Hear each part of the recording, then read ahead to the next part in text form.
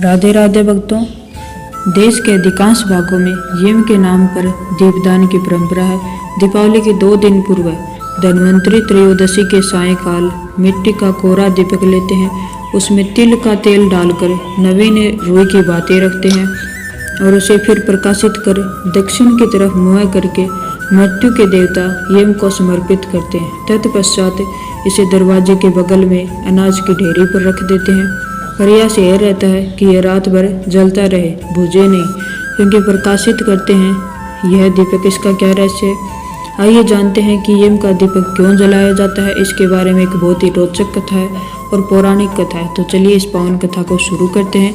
आप वीडियो के अंत तक जरूर बने रहिएगा। कहते हैं बहुत पहले हंसराज नामक एक प्रतापी राजा था। एक बार वह अपने मित्रों, सैनिकों और अंगरक्षकों के साथ जंगल में शिकार खेलने गया। संयोग से राजा सबसे बिछुड़कर अकेला रह गया और भटकते हुए एक अन्य राजा हेमराज के राज्य में पहुंच गया। हेमराज ने थके हारे हंसराज का भव्य स्वागत किया। उसी रात हेमराज के यहाँ पुत्र का जन्म हुआ। इस खुशी के अवसर पर हेमराज ने राजकीय उत्सव में सम्मिलित होने के लिए आग्रह के साथ हंसराज को कुछ दिनों के लिए अपने यहाँ रोक लिया।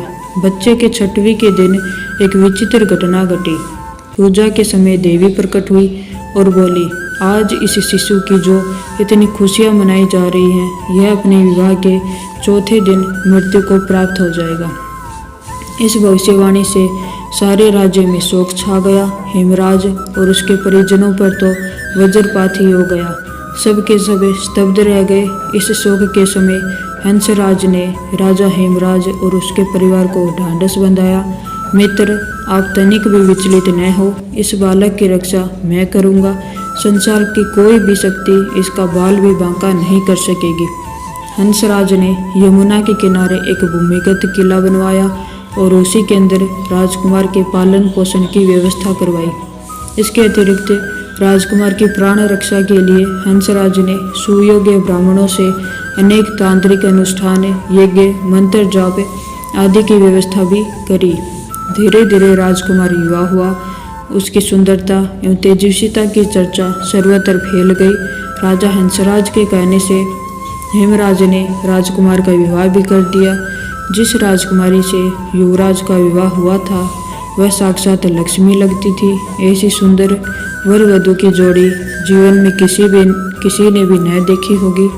विधि का विधान, विवाह के ठीक 4थे दिन यम के दूत राजकुमार के प्राण हरण करने के लिए आ गए। अभी राज्य में मांगलिक समारोह भी चल ही रहा था। राज परिवार और प्रजाजन खुशियां मनाने में मगन थे। राजकुमार और राजकुमारी की छवि देखकर यमदूत भी विचलित हो उठे, किंतु राजकुमार के प्राण हरण का अप्रिय कार्य उन्हें करना ही पड़ा। यमदूत जिस समय राजकुमार के प्राण लेकर चले, उस समय ऐसा हाहाकार मच गया और दारुण दृश्य उपस्थित हुआ जिससे द्रवित होकर दूत भी स्वयं रोने लगे। इस घटना के कुछ समय पश्चात एक दिन यमराज ने प्रसन्न मुद्रा में अपने दूतों से पूछा, दूतों, तुम सब अनंत काल से पृथ्वी के जीवों का प्राण हरण करते आ रहे हो, क्या तुम्हें कभी किसी जीव पर दया आई है और मन में यह विचार उठा है कि इसे छोड़ देना चाहिए। यम के दूत एक दूसरे का मुँह देखने लगे। यमराज ने उनके संकोच को भांप कर उन्हें उत्साहित किया, झिझको मत, अगर ऐसा प्रसंग आया हो तो निर्भय होकर बताओ। इस पर एक दूत ने सिर झुकाकर निवेदन किया, मृत्युदेव, ऐसा प्रसंग तो कम ही आए हैं, किंतु एक घटना अवश्य हुई है जिसकी स्मृति मुझे आज भी विचलित कर देती है। यह कहते हुए दूत ने हेमराज के पुत्र के प्राण हरण की कथा सुना दी। इस दुखद प्रसंग से यमराज भी विचलित हो उठे। इसे लक्ष्य करते हुए दूत बोला, नाथ, क्या कोई ऐसा उपाय नहीं है जिससे इस प्रकार की अकाल मृत्यु से प्राणियों को छुटकारा मिल जाए।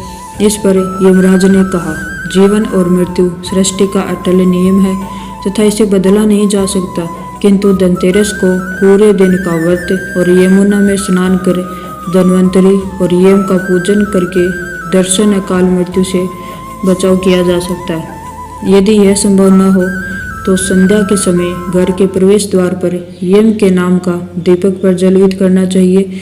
इससे असामयिक मृत्यु और रोग से जीवन मुक्त हो सकता है। इसके पश्चात से ही धनतेरस के दिन धन्वंतरि के पूजन और प्रवेश द्वार पर यम का दीपक जलाने की परंपरा है। तो ये थी यम के दीपक जलाने की कथा। अगर आपको ये कथा पसंद आई हो तो वीडियो को लाइक कीजिएगा और चैनल को सब्सक्राइब कीजिएगा। राधे राधे।